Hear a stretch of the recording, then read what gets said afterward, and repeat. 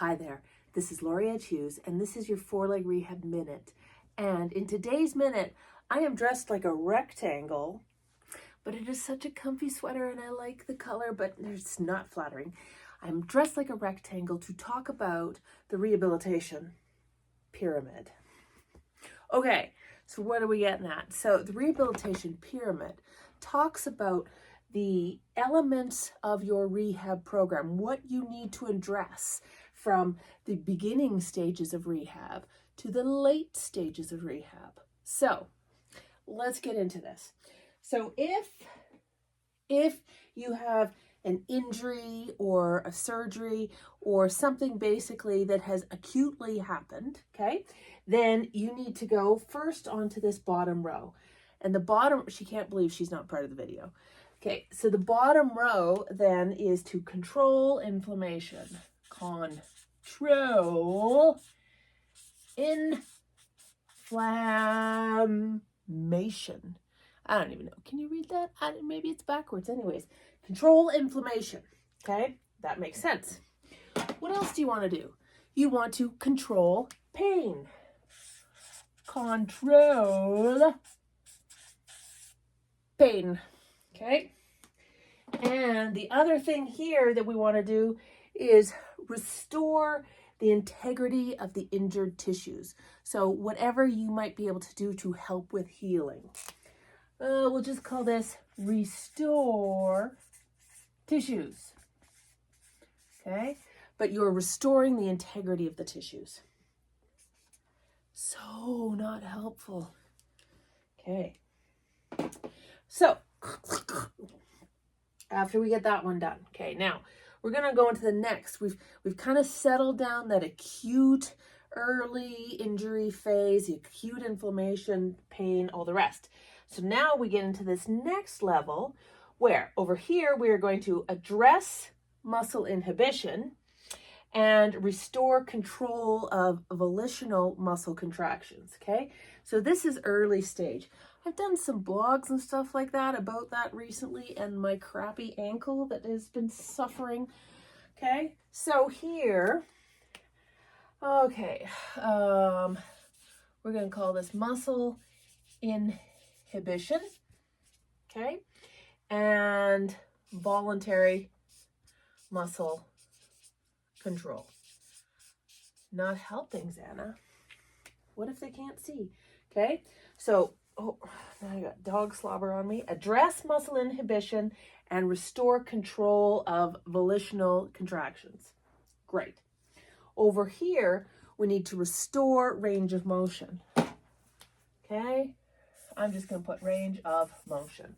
So we restore range of motion. Think about your post-op cruciate, right? You're not jumping in and saying, I know you're swollen and painful, but by golly, you're gonna bend.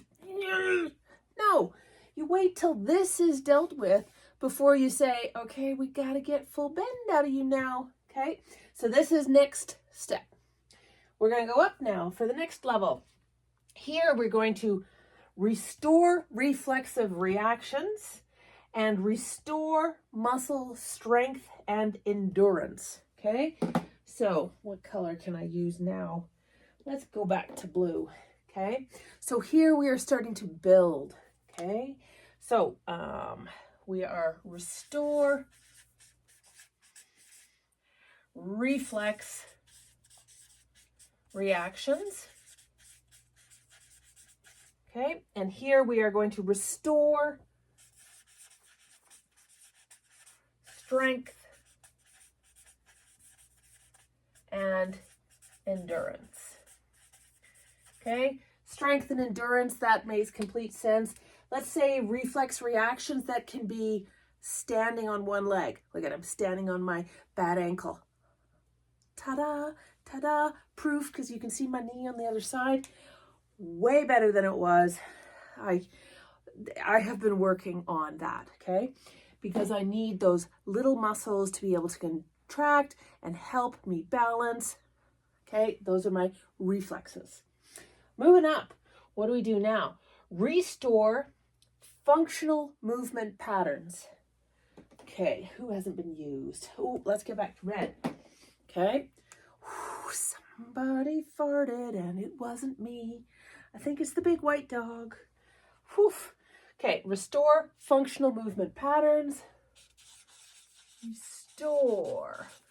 I'm going to put functional movement patterns. Okay, so if you've taken one of my classes or you've read, well, I'll have it somewhere here on FourLeg. Looked at my different things, I'll talk about motor control and timing. So motor control, right? So that if a dog goes to, if you do a 3-leg stand, right? They're standing and you slide one leg off, back leg off the ground. They have to have control of their abdominals, control of the glutes that they're standing on, pelvic floor, all of that, okay? Motor, functional movement patterns, that's a functional movement pattern that before you take weight off that leg, or in the case of before you take a step, before you step, all these things have to happen. So in my scenario, I'm stepping, my quads need to be contracted, my glutes need to be ready to take the weight, okay? My abdominal has to keep me from becoming a limp noodle, and my pelvic floor so I don't pee all over every time I stand or take a step, okay? So functional movement patterns, there's muscles that need to work in timing with the other muscles in order for everything to be normal. And then lastly, ooh, in pink, I hate pink. So we'll leave it last, is we are going to return to functional activities. Return to function, okay?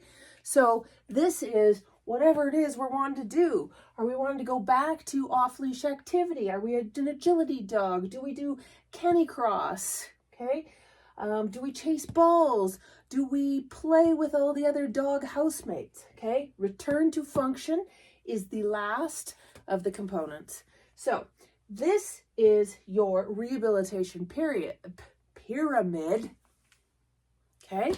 And this is how you need to plan your rehabilitation from start to finish. Alrighty, so that's it. That's your 4-leg rehab, 7 minutes and 30 seconds. Until next time, cheers.